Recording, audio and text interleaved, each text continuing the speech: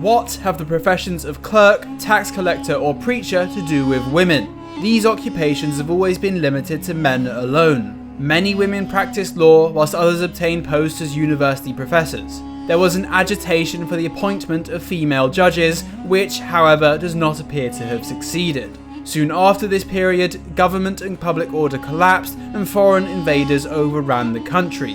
The resulting increase in confusion and violence made it unsafe for women to move unescorted in the streets. The disorders and the loss of the empire had played havoc with the economy.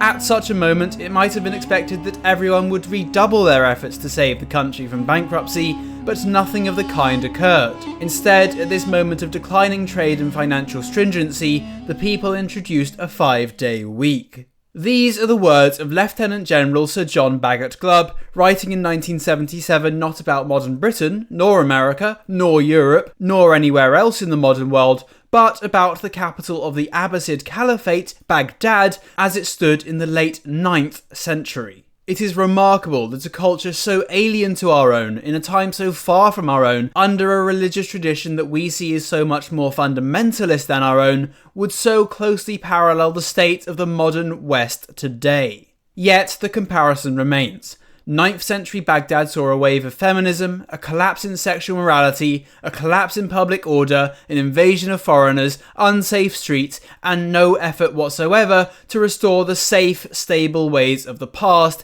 instead seeing only further decay into decadent behaviour. For me, it was only right that I should choose this passage from Glubb's The Fate of Empires and Search for Survival as the prologue to this video. People often wonder about the extent to which history repeats itself, and here we have a perfect example where it quite clearly has. How very interesting.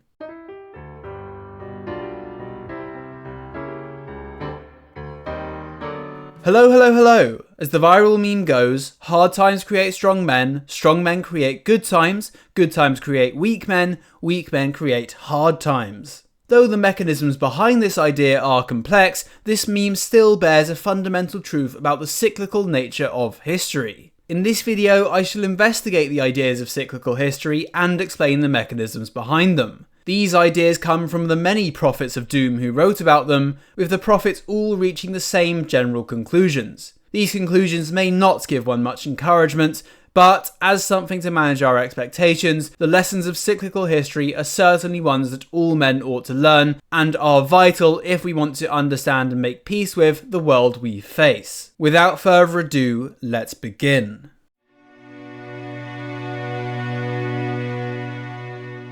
Theories about the cyclical nature of history are as old as civilization itself, with much variety in their models. The exact structure of the cycle, however, is up for debate. Some theories state that the cycles are purely degenerative, wherein things start in a state of initial perfection, then decay continually until the cycle repeats, whilst other theories say that the cycles instead follow a pattern of rise and fall, or of birth, growth, aging, and decay. The analogy I will use is that of the 4 seasons. In the model of the 4 seasons, a civilization is like a living organism or a collection thereof. The civilization germinates in the spring. In this stage, it is barbaric and unrefined, but of the purest moral character. This season is marked primarily by mystical religiosity and strength, with the preachers of these times having a clear warrior spirit. The spring does not offer much material wealth, though there is abundant spiritual wealth. For the sake of this video, that spiritual wealth can be considered a conduit of perennial traditional virtue.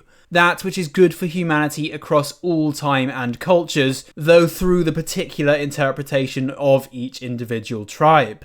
Due in large part to the struggle for survival in spring, only the virtuous can survive and there is no room for vice. Then spring turns into summer. The religion of summer has drifted somewhat from its mystical roots in the spring, and instead has become more refined and rooted. And the character of the preachers has changed from that of a warrior to that of an administrator. The religion of this time is less pure, less mystical, but has been written down and become more pacified. At the same time, the cultures of summer have grown fond of the fine and fancy, as represented by flowers. Now it's less barbarian raider, more chivalrous knight. Each season does have some essence of the prior season remaining, and so too does the summer carry forward some of the spirit of spring, but for the sake of this video, the summer can be said to bring the birth of decadence and the decline of virtue. Now, in summer, times are still tough and vice cannot truly take over, but it has begun to creep in.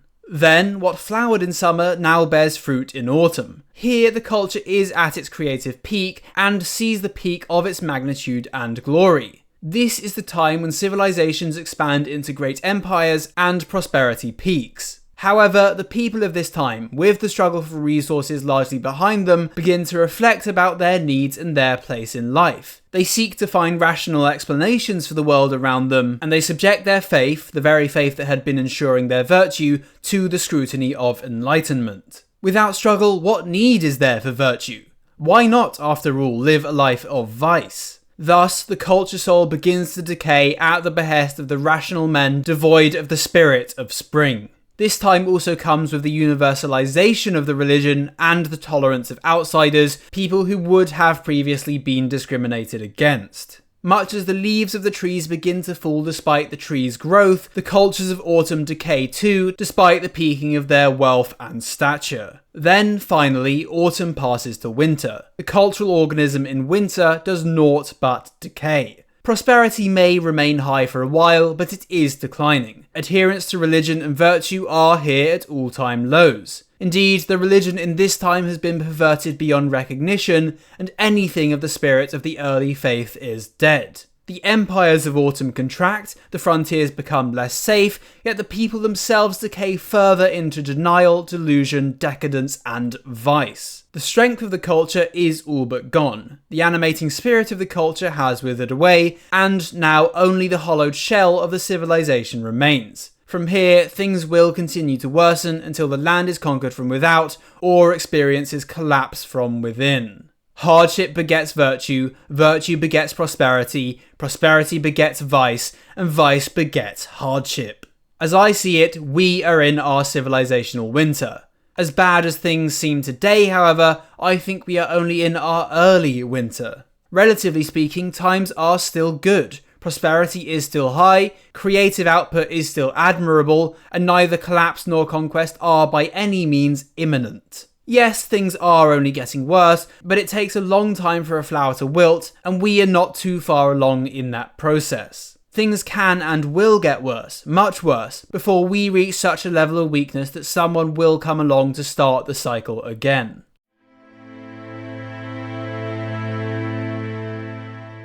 I should say that across the cycle of the seasons that I outlined, there are many different interrelated components that are on their own cycle. The cycle of virtue is a degenerative cycle. Virtue, by which I mean the way of living most conducive to Darwinian success, is highest in spring, still strong in summer, diminished in autumn, and almost completely gone by winter. Similarly, vice cannot be afforded in spring, nor is it able to grow much in summer, but blossoms in autumn to become dominant in winter.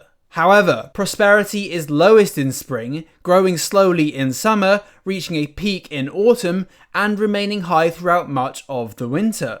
Whilst I, as a man of the true right, personally prefer the moral purity of spring, another man might prefer the artistic brilliance of autumn. Indeed, a culture's autumn is what any great culture is known by. We don't remember Spain predominantly for her centuries fighting to return Iberia to Christian hands, but instead we remember her for her great cuisine, great architecture, global trade and exploration, and vast New World empire. Though I can see that civilizations in their autumn are subject to the barbarism of reflection, the moral destructiveness of rationalism, the loss of the founding spirit of their religion, and the insidious growth of vice, such autumnal civilizations are nonetheless at their peak. So, to some extent, it depends on your own preferences. If you value prosperity most of all, a trait I would assume to be typical of liberals, then you would be expected to prefer autumn. If, however, you value Darwinian praxis most of all, you'd prefer spring. If your love is for the arts, autumn.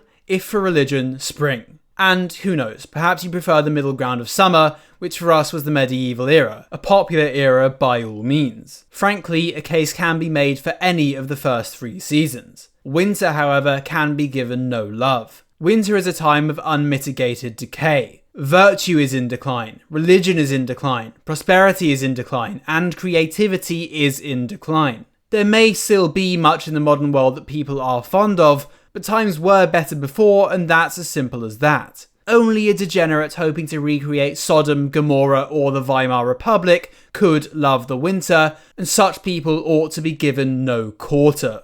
Still, the question must now be asked as to what we ought to do given this situation.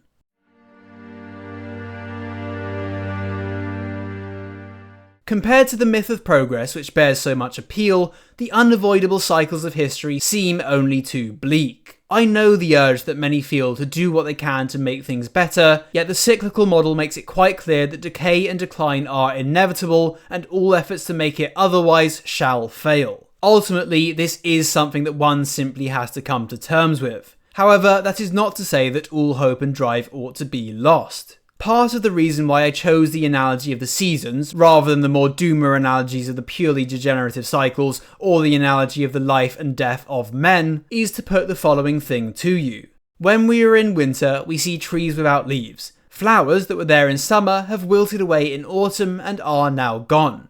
The air is devoid of insect life, the ground is frosted over, and a cold bites us whenever we step outside. Even the days are short whilst the nights are long. Yet, what do we see after winter? We see rebirth. Animals arise from hibernation, insects stir once again, and new life sprouts from the thawing ground. These new flowers don't arise from nowhere, but are instead a product of the flowers of yesteryear. The old flowers may have died, but through their seeds their spirit lives on. We humans are no seedlings, yet this is how we should act. Our civilization may die, in fact it's inevitable, and the uniqueness of our culture may even be lost, but our descendants shall walk this earth. I have spoken before about how the true loyalty of the true right is not to any religion or ideal, but Darwinian in nature. The world we know may die, but our Darwinian duty need not. If we can make our descendants fitter to survive than ourselves, we will have done our duty. In a eugenic sense, that is progress. Beyond merely raising the new children of spring though, we also have the opportunity to shape them and their culture. Much like the seed surviving winter, we can pass on what we know to be good in effort to give our descendants the best sense of perennial tradition available to us, that which is good for humanity across all time and cultures. For this reason, perennial tradition is worth seeking and worth conserving. Anyway, that's all. The cyclical view of history is bleak and may leave us with a sense of doom, but I am here to serve you reality, not cope or empty dreams. Still, despite things, Darwinian praxis can and should continue to be our aim, and the passing on of those ideas that are best for us is still a worthy effort. No land is truly lost, and our descendants will inherit England.